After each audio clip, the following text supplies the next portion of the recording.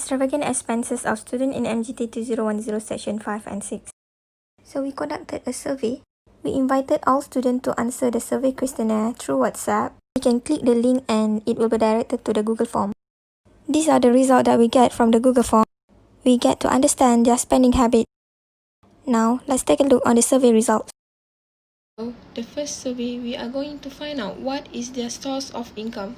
As you can see here in the graph, most of the students, they got their money from their parents, and minority of them get their own money from salary and even from business. On to the next survey question, where do they spend most of their money on? If you can see here in the graph, it can be seen they spend most of the money on the foods, as well as shopping and even for the utilities. Majority of the students spend 0 to 2 times to go for grocery shopping, which means 60% of them do not like making homemade foods. Only 1.7% of them go for grocery shopping more than 6 times in a month. Most of the students are able to save less than 100 ringgit. Almost none are able to save more than 500 ringgit in a month.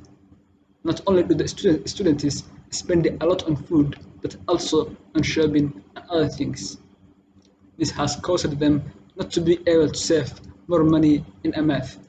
This is quite worrying in case of emergency for future savings. I have 2 financial tips for you students.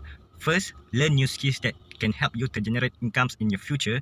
Second, save your income first and spend the rest. Do not spend your income first and save the rest. No. Spend wisely. Hi, Assalamualaikum. My name is Azam. So today I want to share about financial management tips for students. So the most important thing for students to do is record your daily expenses, because when you keep track of your daily expenses, you can know whether you are spending wisely or you are spending excessively. That's all the number 1 tip for me. Okay, that's all. Our group decided to open up an Instagram account so that we can spread awareness about the importance of saving money to a wider audience. Through this platform, we post various information such as our weekly expenses template, tips on how to save money, and quotes to inspire people to save their money properly. So far, we have an adequate amount of followers, which shows the progressiveness and impact of this account it has towards society.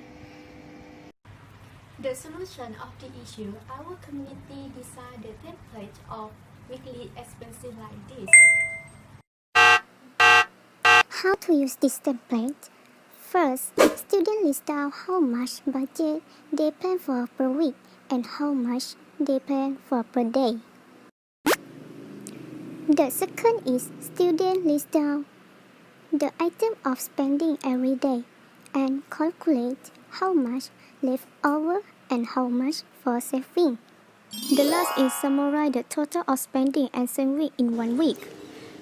Thus, the weekly expenses template can promote students to manage their money efficiently and avoid any overspending.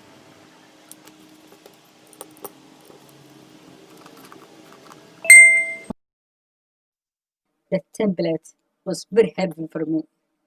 I had to follow it throughout the week. I obliged myself not to spend more than I had planned and make whatever possible to minimize my expenditure. You guys have a lot of informative ideas intended to help students manage their money and live a frugal life. I strongly recommend others to use the resources you have put forward and follow your social media pages. For this week, I am using the weekly expenses template. The template is very good.